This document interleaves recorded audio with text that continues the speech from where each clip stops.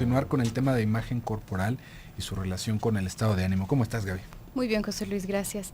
Y bueno, ya el día de ayer íbamos hablando de cómo esta imagen es una que nos formamos nosotros mismos y además se va modificando. Digamos que constantemente estamos reconstruyendo, al menos en nuestra cabeza, la imagen que tenemos de nosotros mismos y la manera en la que nos percibimos va a ir sumamente relacionada con nuestro estado de ánimo. No significa que si tenemos determinada apariencia por nuestros genes, por nuestra constitución física, entonces vamos a sentirnos más felices, más extrovertidos, menos extrovertidos, sino que va más bien en función a toda nuestra estructura interna, que vamos a dar un significado a las partes de nuestro cuerpo. Aun cuando pueden existir estándares un poco estereotípicos en muchos lugares del mundo, que de verdad sorprende cómo pueden llegar a extenderse, aún así cada uno de nosotros vamos a ir dándole un significado muy particular, no tanto en la lógica con la que nos manejemos, sino más bien en el sentido afectivo justamente. ¿A qué me refiero con esto? Nosotros hemos hablado últimamente en estos programas acerca de las representaciones. Hace poco, conforme al programa de lo psicosomático, iba comentando cómo es que nosotros nos vamos formando el mundo de representaciones, ¿no? Todo nuestro mundo psíquico. No solo existe eso, no solo está la representación que tenemos de las cosas del mundo externo y de nuestro propio mundo interno, sino que cada una de esas representaciones está ligada con un afecto. Si yo nombro a una persona, por ejemplo, de tu familia, a ti te va a evocar tanto a esa persona en concreto como un afecto relacionado con esa persona. Igual puede haber cosas que no te evoquen un afecto demasiado intenso, si o manzana, por ejemplo, pues si no te remite a nada muy importante, probablemente no te va a despertar más nada. Pero toda representación tiene también tendría que estar enlazada a un afecto. En muchas ocasiones y respondiendo a diversos mecanismos de defensa, se rompe esta ligazón entre la representación correspondiente y su propio afecto. Entonces, bueno, pues queda por ahí uno reprimido y sale el afecto de manera sintomática únicamente. Pero es justamente por esto que un rasgo en específico te puede remitir a algo positivo o algo negativo, sin que tú lo tengas en tu cabeza como una realidad que corresponde a la lógica. Vamos a ir a un pequeño corte y regresamos.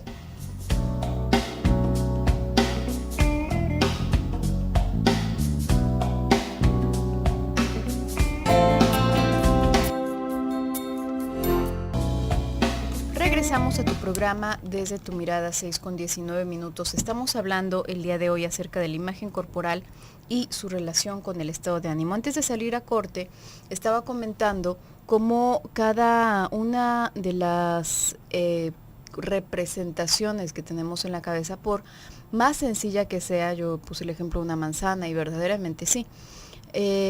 ¿Por qué representación? Va en el sentido de que cuando tú escuchas la palabra te remite a algo y te imaginas algo que tiene sabor, que tiene color, que tiene determinada forma, ¿sí? Igual, de la misma manera tienes una representación de las personas que están a tu alrededor, de los trabajos o instrucciones que debes de realizar, etcétera.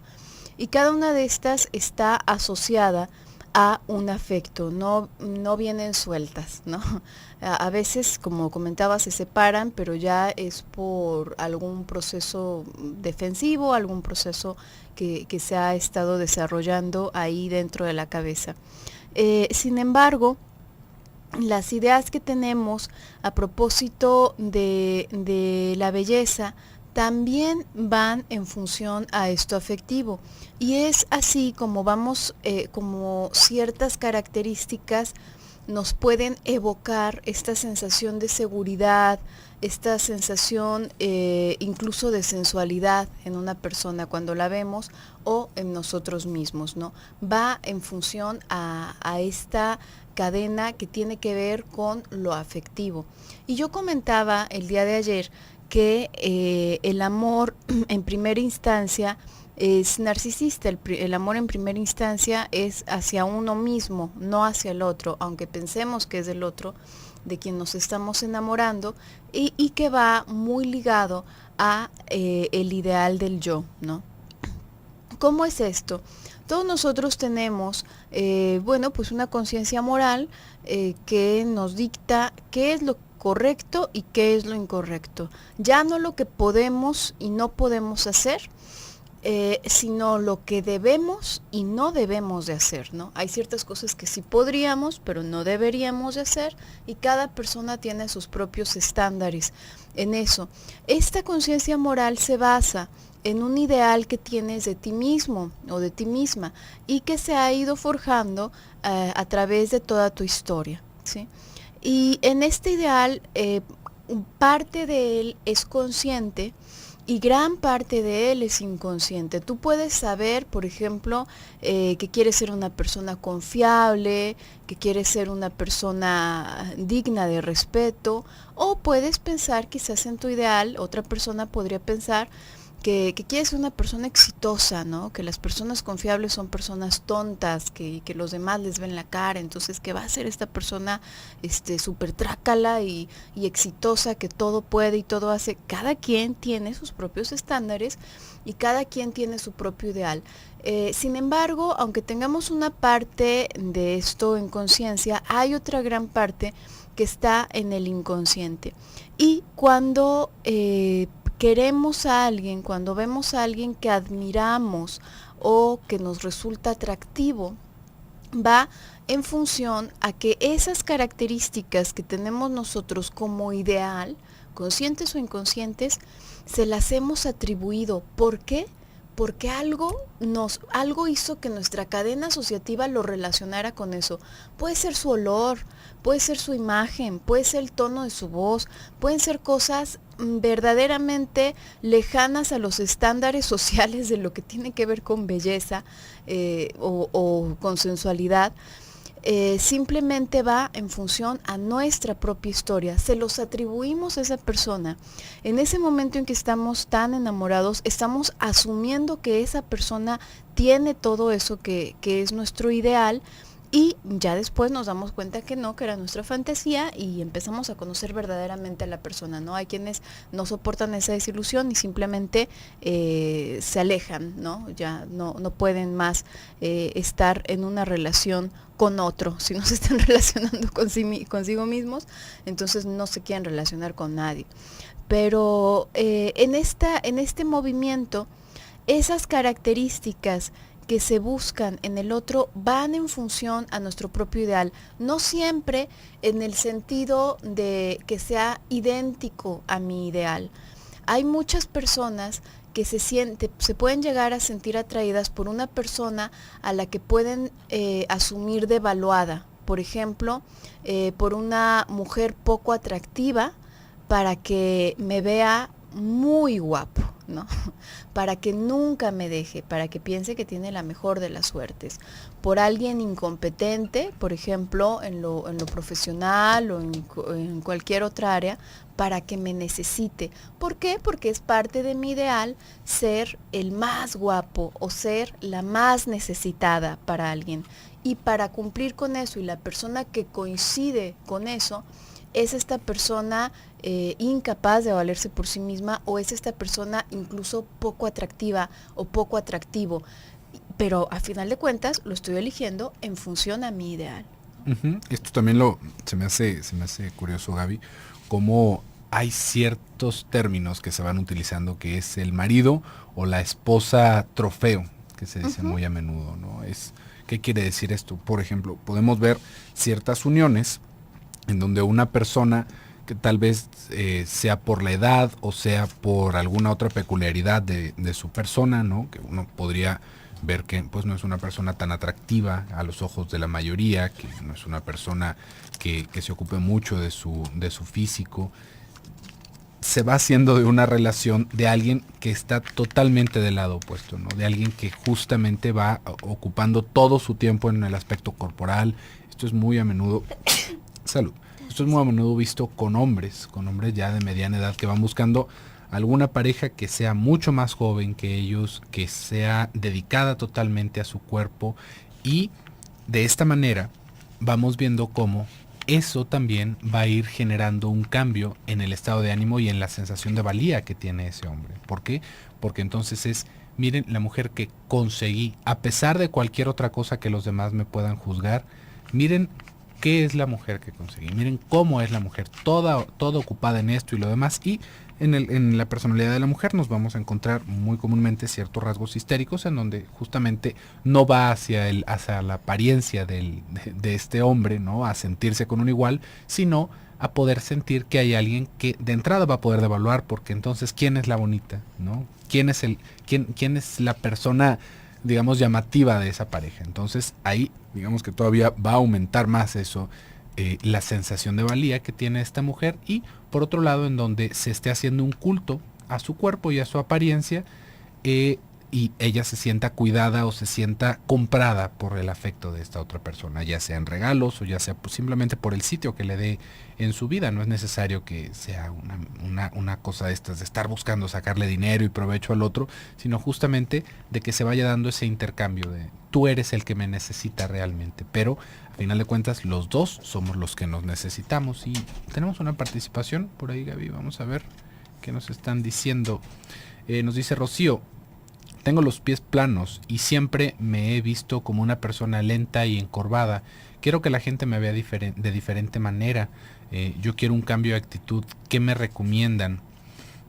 Rocío, es una cosa importante esto que tú dices. Si hay una peculiaridad en tus pies, ¿no? de algo que te esté generando una mala postura, pues bueno, creo que para empezar no creo que seamos nosotros los más adecuados para decirte qué tipo de artilugio se puede utilizar en los pies. Hay plantillas, hay cierto tipo de zapatos, hay muchos tratamientos, pero más allá del pie plano, me parece que esto que tú vas hablando como una persona lenta y encorvada, porque nos podemos topar con muchas personas que tienen esta peculiaridad, que tienen el pie plano, ¿no? Y ahí, digamos que si uno quiere ser deportista, pues bueno, va a notar algo bastante curioso, ¿no? Que uno no es tan rápido, que uno no es tan bueno para brincar, que uno no es tan bueno para llevar cierta cadencia en el ritmo. Por ejemplo, si quieres ser bailarina, te va a costar mucho más trabajo. Sin embargo, no es esto lo único definitivo.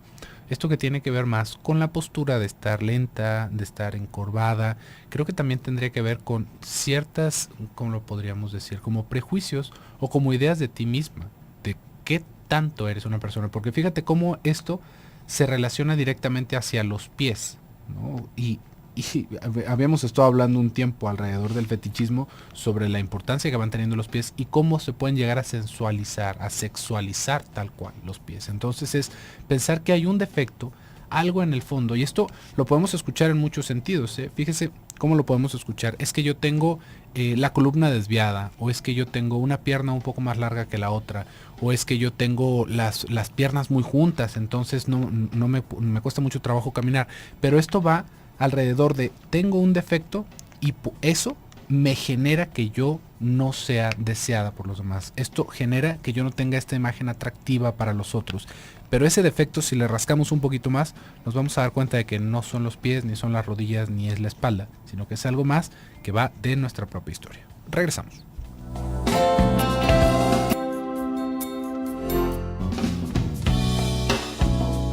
Regresamos a tu programa Desde tu Mirada, 6:34. Estamos hablando el día de hoy, retomando el tema de imagen corporal y su relación con el estado de ánimo.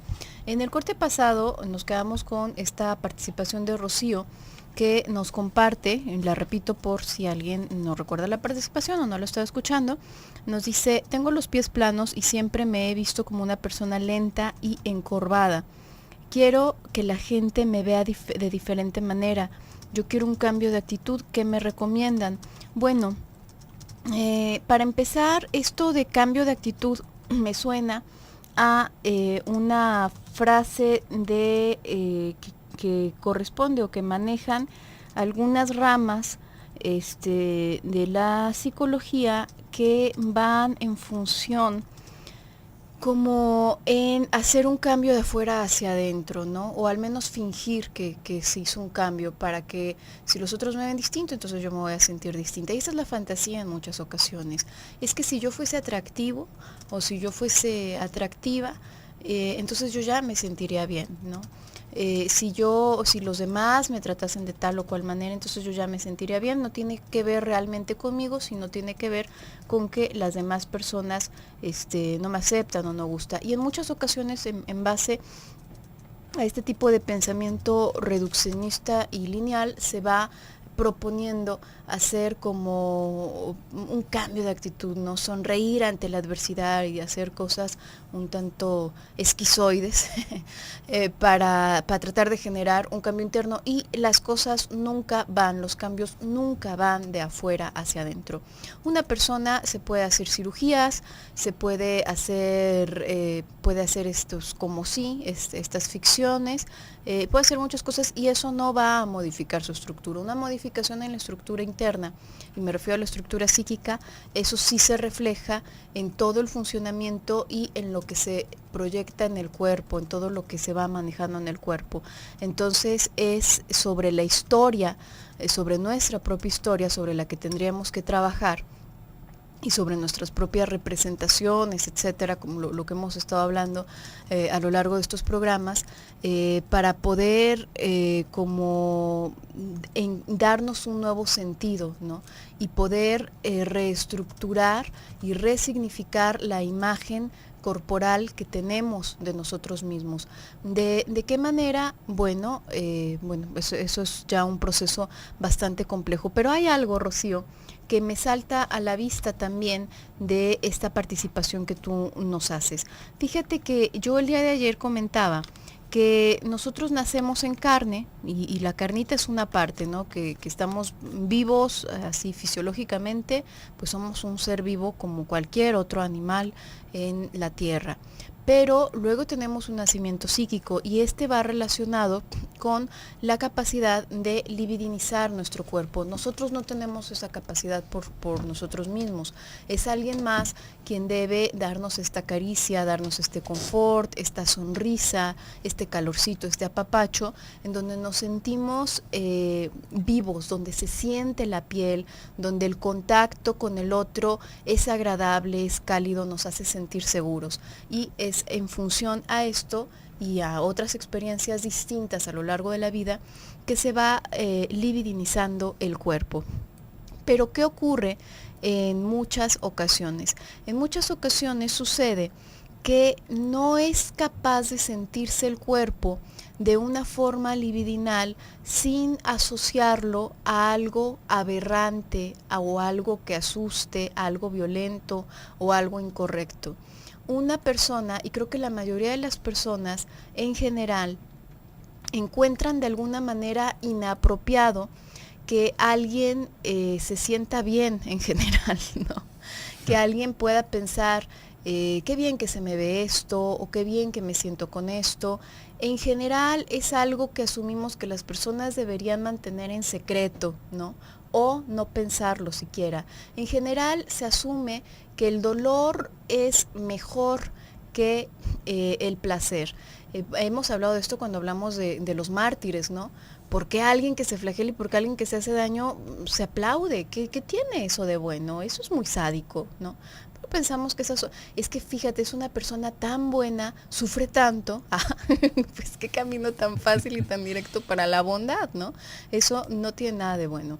Pero, y por otro lado, se asume que lo que va relacionado con el placer y con este cuerpo vivo, este cuerpo con libido, es algo malo. Entonces, nosotros de todas maneras necesitamos que nuestro cuerpo, erotizar nuestro cuerpo para estar vivos, a final de cuentas. Entonces vamos a encontrar eso en lo que sea. Muchas personas lo encuentran en la enfermedad y ponen un énfasis quisquilloso en sus malestares. Tú nos estás hablando de pie plano. Claro que puede darte algunas dificultades, por ejemplo, pero es pie plano. Muchísimas personas en el mundo tienen pie plano. Bueno, pues se usan plantillas, ¿no? Y ya. Pero fíjate cómo asumes que eso te va a traer, entonces vas a ser una persona lenta, seguramente que yo no puedo hacer eso porque tengo el pie plano, seguramente, y este énfasis quisquilloso que ponen muchas personas a un malestar o una diferencia o una enfermedad, es una forma de sentir su cuerpo, pero en lugar de con la caricia, con el pellizco, porque qué pena sentir caricias y qué pena sentir placer. Entonces el dolor, si es permitido, bueno, pues voy a estar de quisquillosa, pero a través del dolor, ¿no? Y es una cosa realmente complicada para las personas que se dejan caer en este tipo de tentaciones, o más bien de formas de libidinizarse, porque realmente no da acceso, digamos, a disfrutar de una manera completa lo que tendría que ver con nuestro cuerpo. ¿Por qué?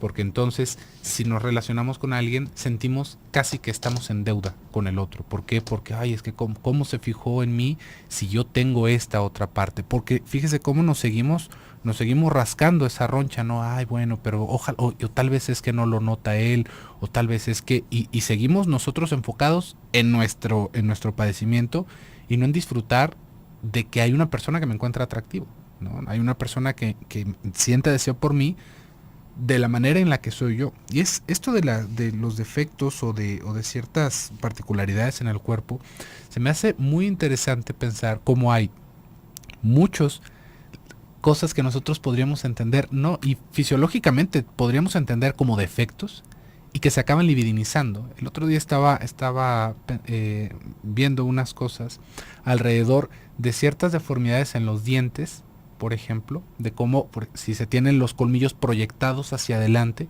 uno podría decir, bueno, pues fulanita tiene los dientes chuecos. No tiene idea por ejemplo, en Japón, lo mágico que se piensa ese tipo de deformidad. Hay hasta cirugías estéticas para hacerse los colmillos hacia adelante, para enchuecarse los dientes, imagínense. Nosotros acá poniéndonos fierros y poniéndonos paladares y haciendo cuanta más cosa para que los dientes queden derechitos. Y en el otro lado del mundo, piensan que eso es súper sexy, ¿no? Que uno tenga los dientes chuecos, y los dientes chuecos de esa manera, ¿no? Y entonces uno podría decir, a ver, pero entonces ¿de qué depende que realmente haya ese tipo de atractivo?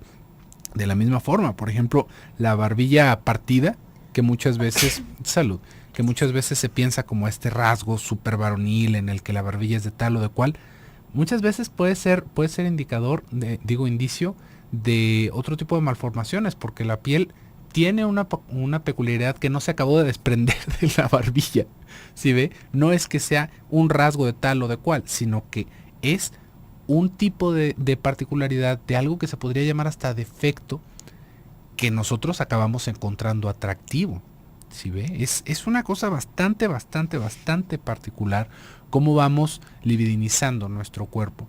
Y por lo mismo, más que meternos en el detalle, que si esto sí, que esto no, que esto por qué, eso, lo demás, tendríamos que entender, ahora sí, la subjetividad con la que nosotros nos podemos sentir bellos, ¿sí ve?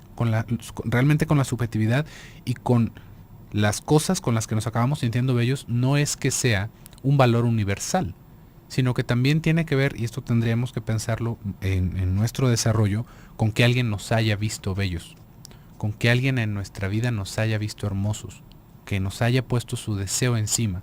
Esta persona por lo general es la madre.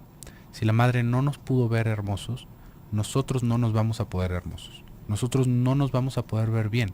Por más que nos diga la gente, por más que se nos insista, por más cirugías que nos hagamos, esto tendría que ver no con ese cambio desde afuera, sino con algo que nosotros mismos tendríamos que desatorar como un trauma.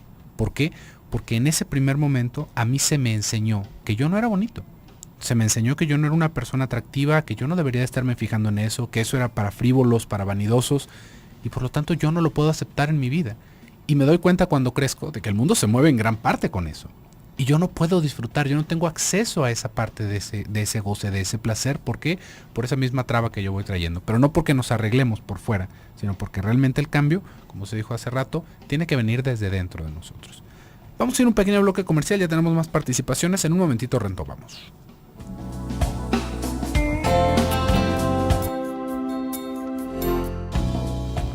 Regresamos con tu programa Desde tu Mirada, 6:50. Estamos en el último bloque del programa del día de hoy, pero como ya te está anticipando Claudia, el día de mañana retomaremos el tema. Tenemos una participación de Rosa. Ella nos pregunta qué relación tienen los tatuajes que, aunque duelen, de todas maneras se los hacen las personas. Fíjate que es interesante tu pregunta. Hay como una especie de polémica alrededor de este tipo de adornos en el cuerpo, y creo que no podríamos generalizar, Rosa. Yo creo que no se puede decirlo. Las personas que usan tatuajes tienen esta motivación, o tienen, no podríamos hacer una generalización porque depende, va mucho en grados, ¿no? Va en gran medida en estos grados. Hay personas que se pueden hacer un tatuaje, hay personas que pueden llenar su cuerpo de tatuajes, hay personas que se pueden tatuar de una manera verdaderamente espeluznante, ¿no? Como si no se diesen importancia verdaderamente a su cuerpo, ¿no? Entonces va a depender muchísimo de esto y del momento, por ejemplo, en el que se haga el tatuaje, de la motivación que lleve a la persona a llevarlo a cabo. Recuerda que en muchos temas hablamos de que un acto en específico puede ser idéntico para dos personas, pero la motivación que lo está sustentando es lo que le da un giro totalmente distinto, y lo que lo puede convertir en algo que podemos retomar desde la parte destructiva de la persona, desde una parte más constructiva, etcétera. Entonces, en general, lo más general que podría pensar yo a propósito de los tatuajes es que sí nos remite a esta manera como casi críptica de comunicarnos, ¿no? Nuestro cuerpo es absoluta, tiene una importancia verdaderamente impresionante, porque es el instrumento con el cual interactuamos en el mundo externo. Es gracias a lo que podemos o no, muchas personas no lo hacen, conectarnos con las otras personas, desde el simple hecho de hablar, tocar a una persona, la mirada, el lenguaje no verbal. Todo esto es lo que nos va proporcionando nuestro cuerpo.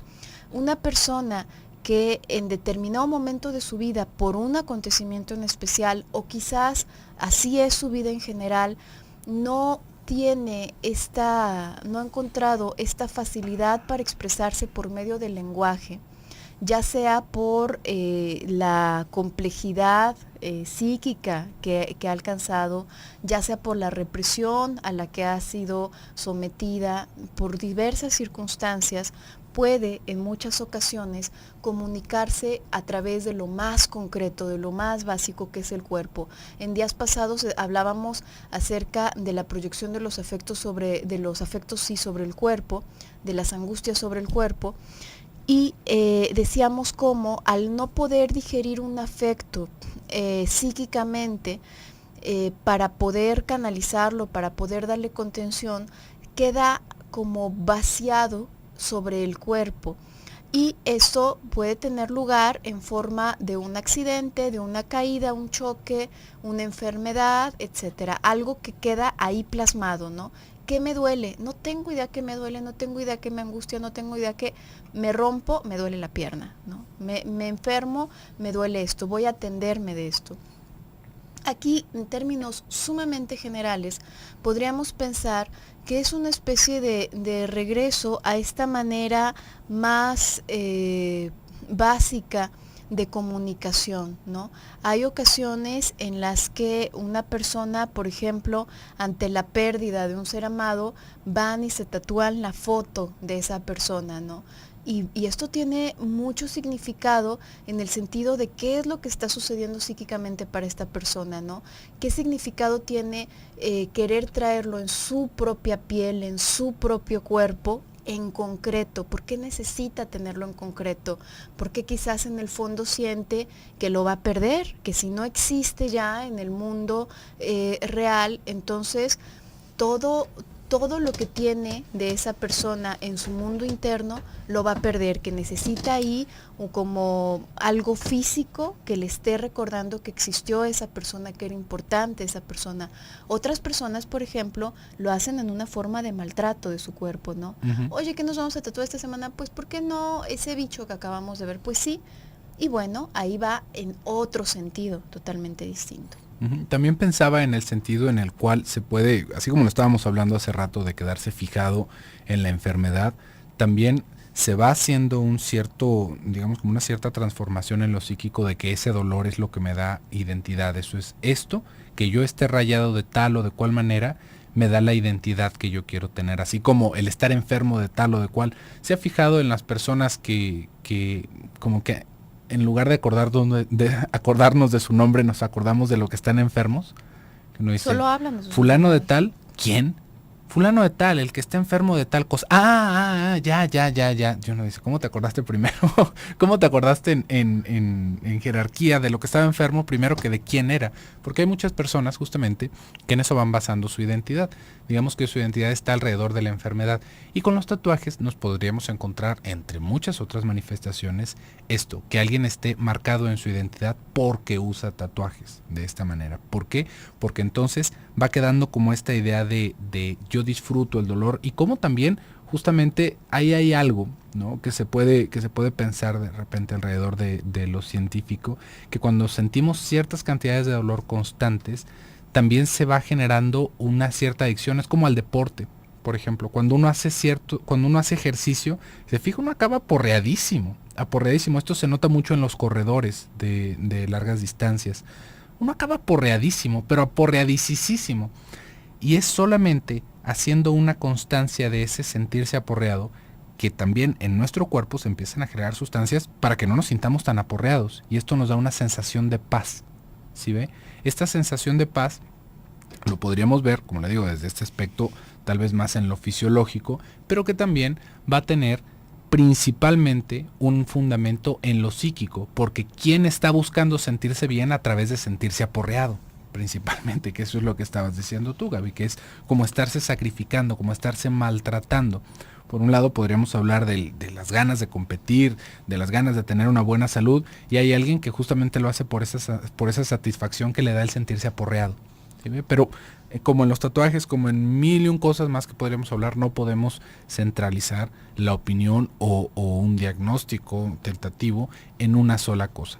Hay muchas personas que se hacen los tatuajes por muchísimas otras razones y realmente acuérdese que esto, más que la razón que se nos diga, también tiene que ver con lo inconsciente y eso la persona seguramente no lo sabe, ¿no? Así como nosotros no sabemos por qué nos pusimos el día de hoy la ropa que tenemos puesta, las personas que van haciendo este tipo de cosas no lo saben de primera mano, aunque ellos sean las personas que lo están portando, realmente por qué lo hicieron. Todos nos vamos dando una explicación. Pensando en esto de la imagen corporal, también todos nos vamos dando una explicación de por qué yo soy de tal o de cual manera, o por qué este rasgo es el mejor de mi cara o el mejor de mi cuerpo y por lo tanto lo tengo que acentuar. Es muy interesante cómo esto va alrededor justamente del concepto de la falta, de qué es lo que yo no tengo. Entonces, como yo no tengo tal, debería demostrar esta otra parte. Esto en la falta y el velo, como lo podríamos ver también, por ejemplo, en esto que yo creo que ya también lo mencionamos, Gaby, en el maquillaje en las mujeres, ¿no? ¿Por qué las mujeres se maquillan y se cuelgan aretes? ¿Usted nunca se ha preguntado eso? Realmente, ¿por qué se siente una mujer más bonita si trae joyas? ¿O por qué se siente una mujer más bonita si trae puesto maquillaje? Uno podría decir, bueno, pues es que porque me tapo las ojeras. Bueno, no hay que irnos a los extremos, ¿no? No hay que irnos a que, bueno, pues si tienes ojeras, pues cosa de dormir bien y con eso se nos quita un poquito las ojeras, ¿no? Pero ¿por qué sentimos que nos vemos mejor si traemos algo más encima? ¿Por qué pensamos que nos vemos mejor con cierta ropa? Si al final de cuentas somos la misma persona, ¿no?